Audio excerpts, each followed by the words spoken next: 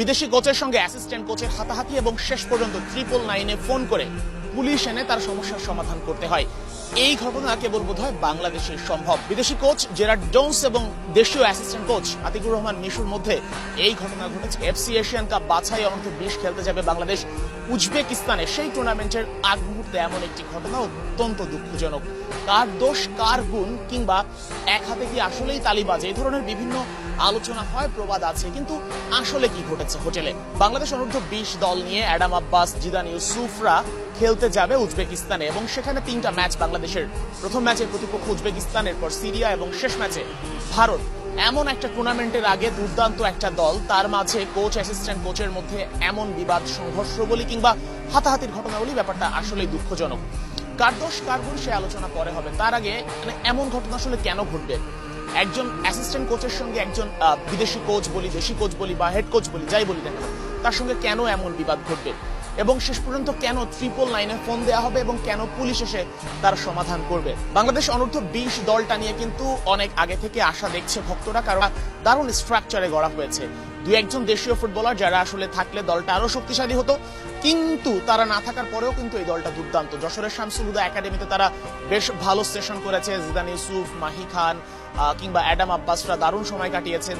পুরো দল একসঙ্গে এক সুতোয় গেঁথে তারা এফসি অনূর্ধ্ব-20 এশিয়ান কাপ বাছাইয়ের কোয়ালিফিকেশন রাউন্ড খেলতে যাবে এবং বাংলাদেশের প্রথম ম্যাচ চলতি মাসের 31 তারিখ, তার ঠিক আগ মুহূর্তে এমন একটা ঘটনা ঘটেছে এবং শেষ পর্যন্ত ইংলিশ কোচ জেরার্ড জোন্সের কারণে তিনি আতিকুর রহমান মিশুর সঙ্গে ঝামেলা হওয়ার পর তিনি ফোন দিয়েছেন এবং 999-এ ফোন দেওয়ার পর হলিডে ইন হোটেল, সেখানে পুলিশ এসেছে।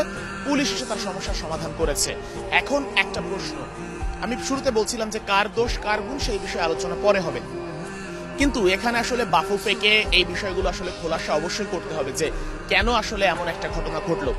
দোষ আতিকুর রহমান মিশুর হোক কিংবা দোষ জেরার্ড জোন্সের হোক, সবকিছু খোলাসা করা আসলেই জরুরি। কারণ একটা দলের কোচের মধ্যে যখন এই ধরনের ঝামেলা হয়, অ্যাসিস্ট্যান্ট কোচ ভার্সেস হেড কোচের মধ্যে এই ধরনের সংঘর্ষ তৈরি হয়, এই ধরনের পরিস্থিতি তৈরি হয় এবং পুলিশ এসে তার সমাধান করতে হয়, সেটা আসলেই দুঃখজনক। জেরার্ড জোন্স আমরা দেখেছিলাম যে চলতি মাসের 10 তারিখে তার বেতন নিয়ে একটা ইস্যু তৈরি হয়েছিল, তিনি ফেসবুকে স্ট্যাটাস দিলেন এবং তার বেতন পরিশোধ করা হলো সময় মতোই। বেতন নিয়ে যেমন বাফুফের সঙ্গে আলোচনা করা যেত, ঠিক একই সঙ্গে এই ধরনের সমস্যা যদি তৈরি হয় নিজেদের মধ্যে, সেগুলো আসলে সলভ করে ফেলা উচিত এবং সেই সলভ করার দায়িত্ব অ্যাসিস্ট্যান্ট কোচেরও নেওয়া উচিত, সেই দায়িত্ব হেড কোচ জেরার্ড জোন্স তারও নেওয়া উচিত এবং একই সঙ্গে বাফুফেরও এই বিষয়গুলো নিয়ে ইনফর্ম হওয়া উচিত, যেহেতু এই কোচ আসার পর থেকে বিভিন্ন ধরনের পরিস্থিতি আসলে তৈরি হচ্ছে।